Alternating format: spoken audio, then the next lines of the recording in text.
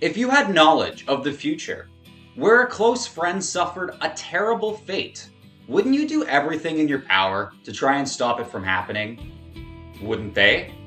And if a villain had prior knowledge of the reason for his downfall, wouldn't they take a different approach if given a second chance? Keifi here, and this is exactly what our beloved characters face heading into FF7 Rebirth. Because in the first game, it was mostly us, the player, who had knowledge of the events of the 1997 original. Well, Sephiroth too. But now with the Whisper's defeat, the very arbiters of fate themselves, there's no longer anything enforcing Aerith's death. And, based on the trailer, it seems the party are now recovering more and more of their original memories, to the point where both Cloud and Aerith remember that she died in the original. They even outright say this.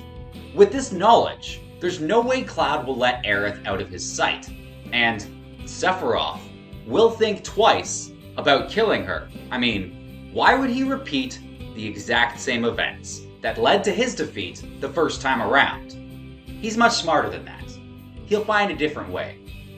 Heading into FF7 Rebirth, I've noticed there seems to be two main schools of thought.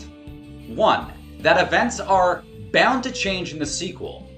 And two, that we're only being tricked into thinking that events will change, and Aerith will still meet her untimely end. And I have to say, I am firmly in the camp of the former.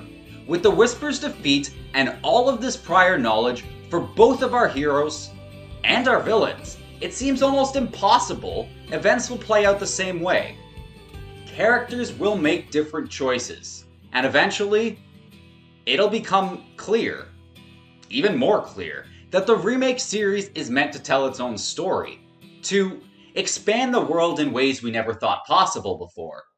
Now, I know they said the series is only supposed to be 3 games, but there's really nothing stopping them from continuing to make sequels and spin-offs based in the world of Final Fantasy VII, which is what I feel is going to happen once Part 3, Resurrection, Revival, eventually graces our presence.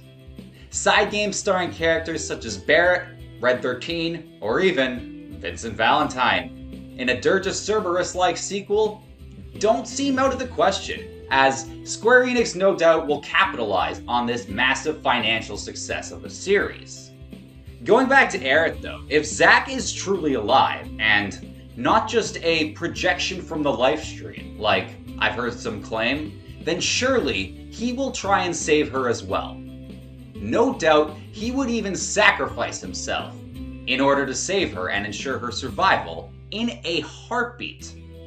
Crisis Core makes it pretty clear the two are quite close, so I can see his storyline in Rebirth being completely dedicated to once again reuniting with her. Now, all of this isn't to say that Aerith gets a free pass throughout the entire series, just that she is safe from the exact same death happening at the hands of Sephiroth while she's praying. But other characters will still be out to harm her as well, what with her being the last living ancient and all. Characters like Nero, Weiss, Heidegger, Hojo, and Scarlet could easily try and recapture her to bring about Neo Midgar, to experiment upon her, or even worse. So, while she may be safe from Sephiroth in Rebirth, she's certainly not out of the woods just yet. No character is. I want to know your thoughts though.